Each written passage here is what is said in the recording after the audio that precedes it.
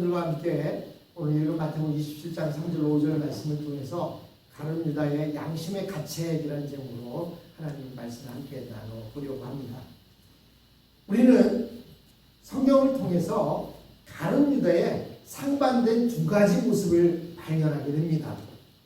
그 중에 하나는 얼마 전에 보았던 대로 자기가 살기 위해서 예수님이 자꾸 십자가를 지시겠다고 하고 자꾸 그 지도자들에게 자꾸 반대되는 일을 하고 원성을 쌓기 시작하니까 자기는 살기 위해서 예수님을 팔아넘기고 대제사장에게 찾아가서 돈을 받습니다. 이런 가룟 유다의 모습이 보이고요. 오늘 본문에서는 어떤 모습이 보입니까?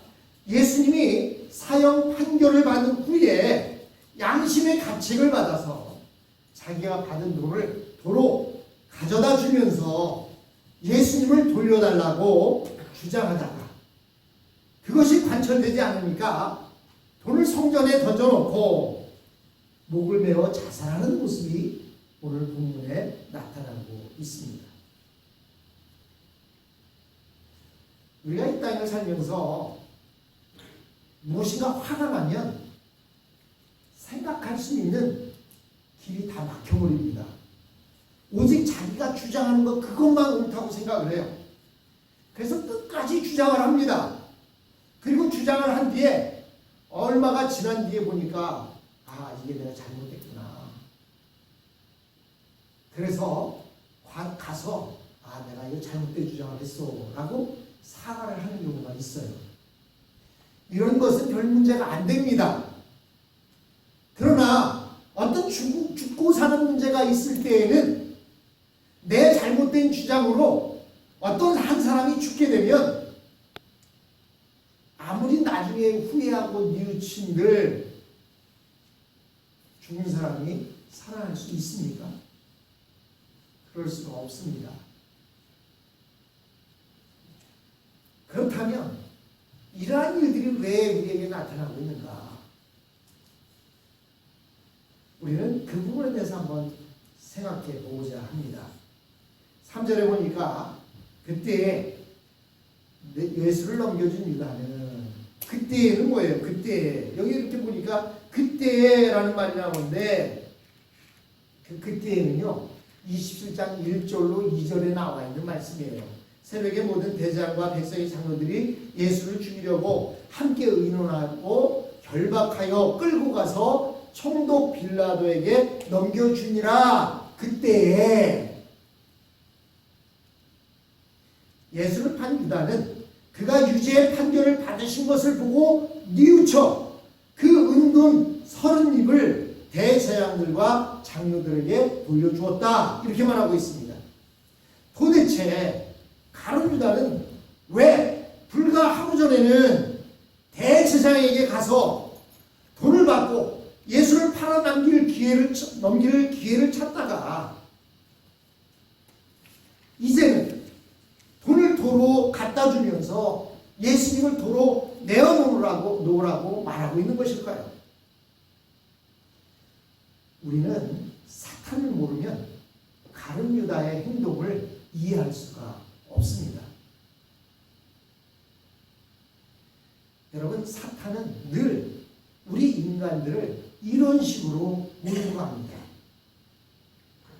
즉 사탄은 가룟 유다가 예수님을 팔기 전까지는 예수님을 팔지 않으면 안 되도록 가룟 유다의 마음을 몰고 갔습니다. 그래서 다른 어떤 것은 생각 안 나고 내가 이렇게 하는 것이 내가 살 길이다 라는 그 생각만 하게 되는 거예요. 제가 죽어야 내가 산다고 하면 어떻게 되겠어요? 죄를 죽이는 일밖에 없다고 생각하는 거예요.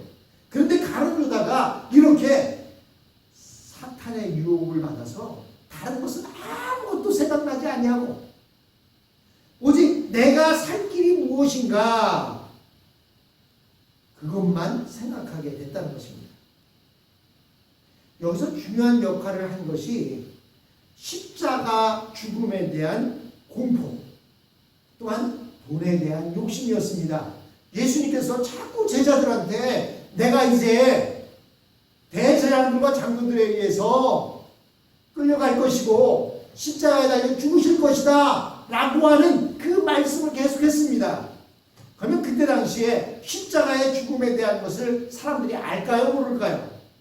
아마 알았을 거예요. 정치적으로 죄를 지었을 때 로마 총독이 사형 언도를 내리면 정치적 죄를 진 사람들을 십자가에 못 박아 죽였습니다.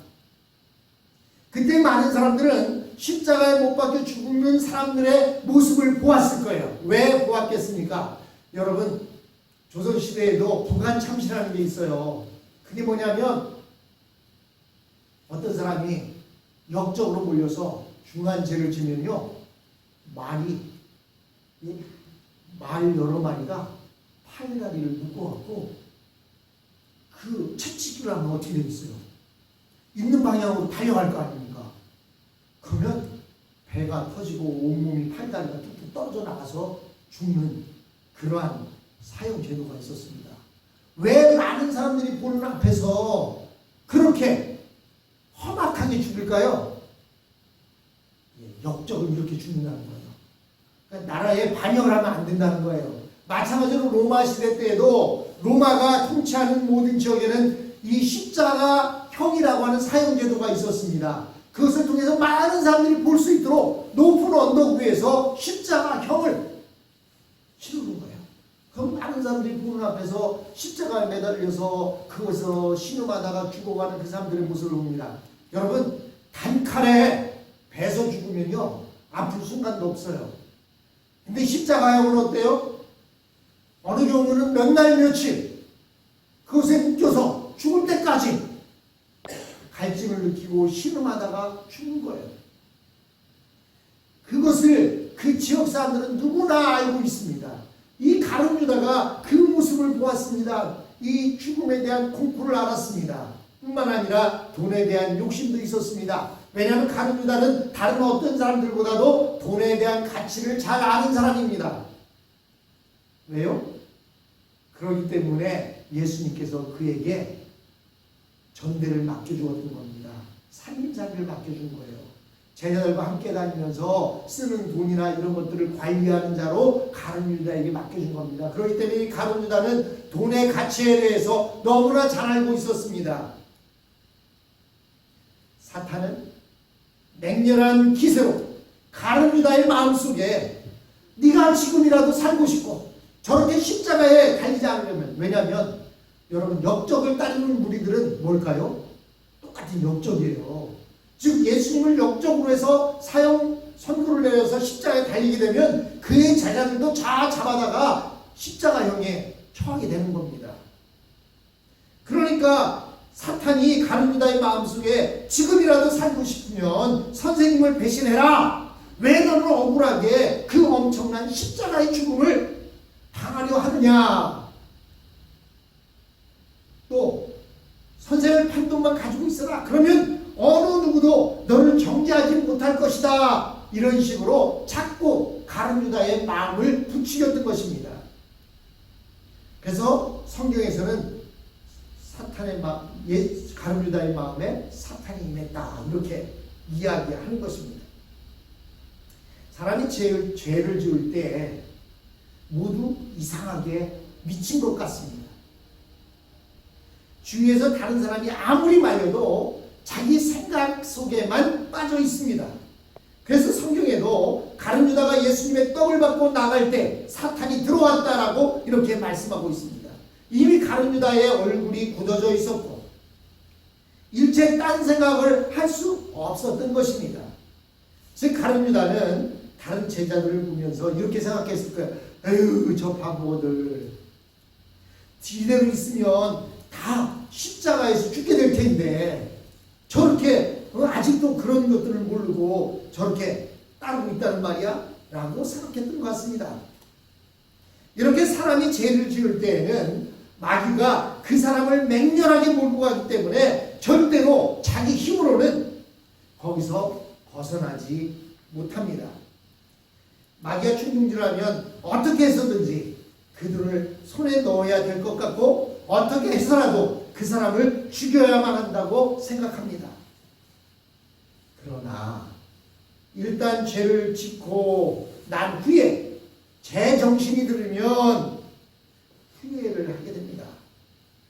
이때 마귀는요, 완전히 딴판이 되어서 그 사람을 맹렬히 공격해서 너는 죄를 지었기 때문에 죽어야 하고 심판을 받아야 한다라고 이렇게 몰아붙이기 시작합니다. 그래서 사람은 죄를 짓기 전과 죄를 지은 후의 모습이 다를 수가 없습니다. 죄 짓기 전에는 죄 짓는 것만 생각하던 사람이 죄를 짓고 나면 후회하고 양심의 가책으로 인해서 어떻게 해서든지 그것을 모면하려고 다른 말을 하거나 다른 빠져나가기 위해서 도망치기 위해서 갖가지 법무술수를 동원합니다. 그러나 사람들은 죄 짓고 난 후에 자신의 모습을 보지 못하기 때문에 될 대로 되라는 식으로 이렇게 죄를 짓고 마는 것입니다. 하지만 하나님의 백성은 죄를 짓고 난 후의 모습을 알기 때문에 절대로 마귀의 충동에 속지 않습니다. 성경은 뭐라고 말하고 있습니까? 죄가 아무리 달콤하고 멋있어 보여도 욕심이 대하면 죄를 낳고 죄가 장성하면 사망을 낳는다라고 이렇게 말씀하고 있지 않습니까? 가룟 유다는 예수님을 배신하기 전에 그는 오직 어떻게 예수님을 팔 것인가, 또 그 돈을 가지고 무엇을 할 것인가를 고민했어요. 그래서 그는 이 군병들과 군노를 짜고 예수님을 만날 때 저 사람이 예수님이야 라고 깜깜한 마음에 알려주려면 어떻게 할까 고민하다가 내가 가서 끌어안고 포옹하고 입을 맞추는 그 사람이 예수니까 그를 잡아가라고 이렇게까지 계략을 짰습니다. 또한 예수님을 판 돈 30을 가지고 무엇을 할까, 아마 여러 가지 계획도 세웠을지도 모릅니다.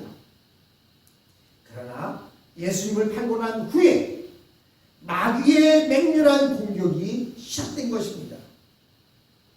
내가 어떻게 너의 스승인 선생님을 배신할 수 있냐, 그리고 어떻게 그 스승을 판 돈을 가지고 내 마음대로 잘 먹고 잘 살려고 할 수가 있냐, 이런 식으로 정신없게 공격을 해서 가룟 유다를 죽음의 길로 내몰았던 것입니다. 사탄은 사람들에게 온갖 거짓말을 다해서 죄 짓는 것에 정당성을 부여하고 몰고 가지만 일단 죄를 짓고 난 후에는 완전히 죽음으로 다시 몰고 간다는 사실입니다. 특히 가룟 유다는 예수님의 말씀을 3년 반 동안이나 따라다니며 들었던 사람이었습니다. 하나님의 말씀을 듣는다는 것 그 자체가 존귀해지는 것입니다. 그리고 성령의 체험을 하는 것도 말할 수 없이 존귀해지는 것입니다.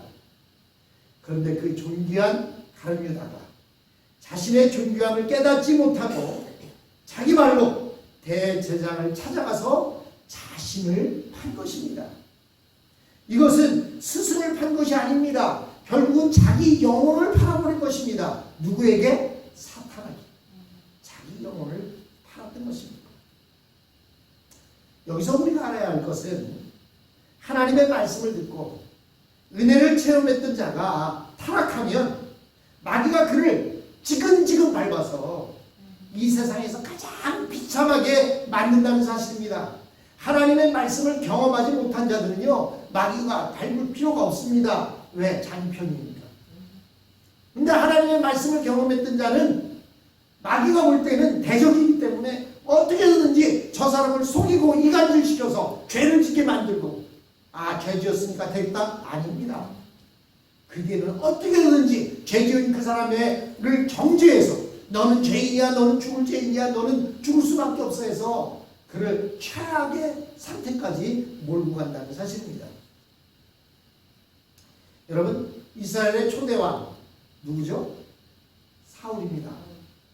사울은 참으로 존귀한 자였고 애국심이 있는 사람이었습니다.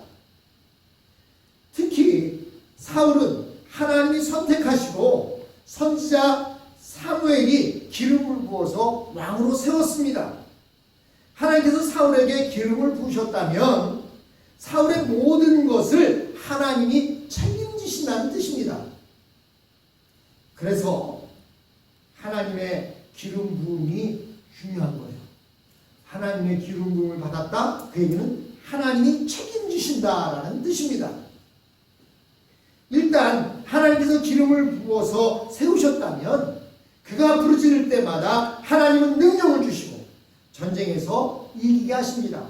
그래서 사울은 처음에는 전쟁에 나갈 때마다 승리했습니다.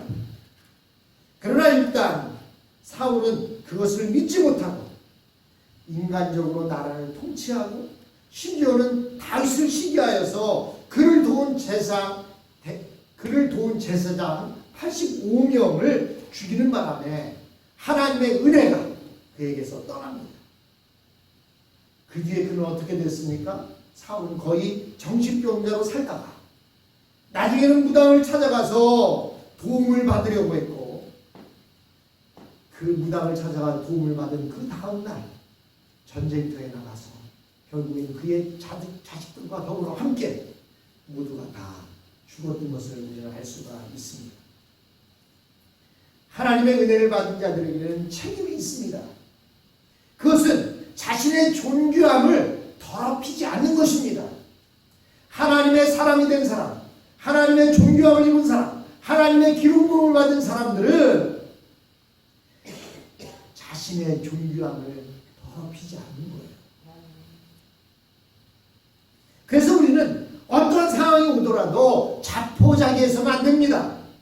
사실 가룟 유다보다 더 존귀한 사람은 없을 것입니다. 그는 하나님의 아들 예수로부터 12 제자 중에 하나로 선택되었고, 또한 그가 금전적으로 셈이 맑고 또 확실하다고 생각했기 때문에, 여러분 누구에게 돈 맡겨요? 돈 관리 잘하는 사람한테 맡기지 흥청망청 쓰거나 뒤로 슬슬 빼는 사람한테 맡기겠습니까? 돈 관리를 맡겼다는 얘기는 예수님에게 신임을 받았다는 얘기예요. 그렇게 신임을 받았고 또 주님의 말씀을 직접 들었습니다. 그리고 3년 6개월 동안 함께 따라다니며 병도 고쳤고 마귀가 도망가는 모습도 보았습니다. 뿐만 아니라 둘씩 짝지어서 나가서 병을 고치고 귀신을 내쫓았습니다.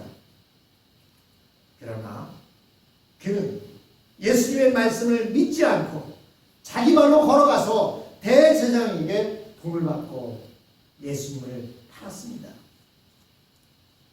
그는 자기 영혼을 마귀에게 팔았던 것입니다. 마귀는 이런 가룟 유다를 이용해서 실컷 이용한 후에 심한 정신적인 스트레스를 주어서 결국 예수를 팔았던 그 돈을 써보지도 못하고 자살로 일생을 마감하게 되었던 것입니다.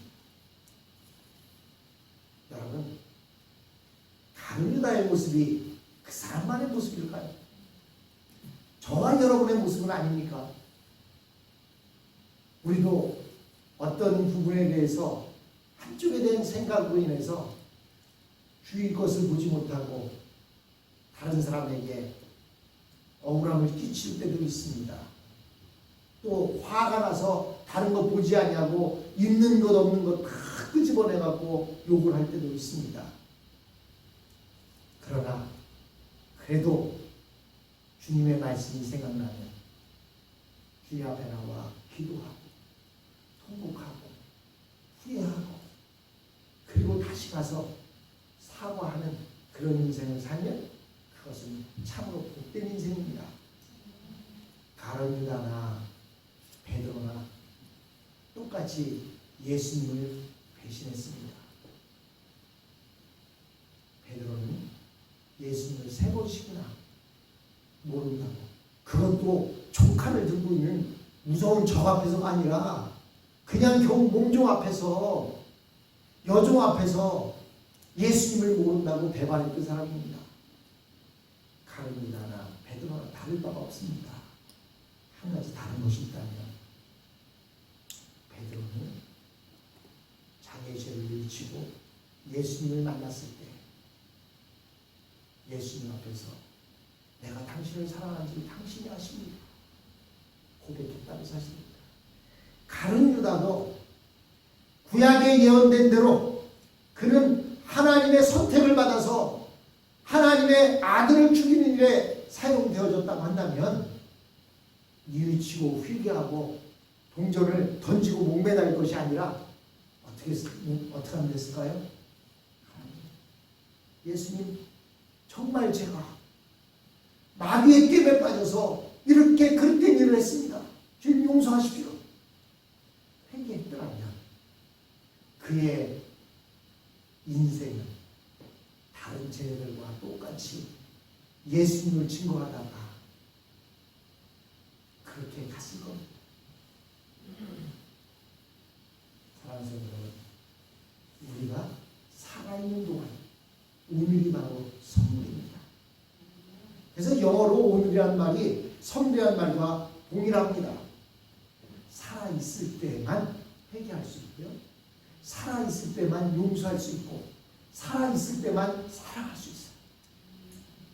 살아있을 때, 숨쉬고 있을 때 혹시 내 그릇된 행동이나 잘못된 모습을 발견하게 된다면 하나님 앞에 회개하고 또 다른 사람에게 그런 잘못된 일을 행했다면 하나님 앞에 회개하는 것을 끝내지 않고 찾아가서 사과, 용서받는 그런 모습으로 살아가야 할 것입니다. 여러분, 우리가 나라의 죄를 지면 어떻게 돼요? 하나님 앞에 회개하는 것을 끝나는 게 아니라요, 나라에서 정한 대로 그 법에 따라서 며칠을 산다든지 벌금을 낸다든지 또는 원두를 산다든지 이렇게 해서 해결을 해야 되는 것입니다. 마찬가지로 우리가 정말로 이 땅에 살면서 다른 이웃과 불편한 문제들이 있다고 한다면 하나님 앞에 나 회개했으니까 됐어, 이것을 끝내는 것이 아니라 회개하기 위해 힘들게 하고 고통을 주었던 사람들에게 찾아가서 사과, 그렇게 된다면 마귀의 유혹에서 벗어날 수가 있습니다. 그러나 마귀는 계속해서 우리를 정죄할 것입니다. 너는 죄인이야. 그 죄 때문에 너는 천국에 갈 수 없어. 너는 그 죄 때문에 너는 이제는 다시 죽었다 깨어나도 예수님을 믿을 수 없어. 이렇게 유혹한다 할지라도 그 유혹에 빠지지 않냐. 주님은 여전히 두 팔 걸려 우리를 사랑하고 있습니다. 허랑방탕했던 탕자가 돌아왔을 때 아버지는 버선발로 뛰쳐나가서 그의 아들을 끌어안고 함께 입을 맞추고 산진송아지를 잡아서 잔치를 벌입니다. 그것이 주님의 마음입니다. 사랑하는 성도 여러분, 이 땅에 살면서 마귀의 유혹이 올 때 넘어갈 수도 있습니다. 그러나 그것을 끝나는 것이 아니라 회개하고 돌이켜서 죄 없이 함을 갖는 저와 여러분이 되었으면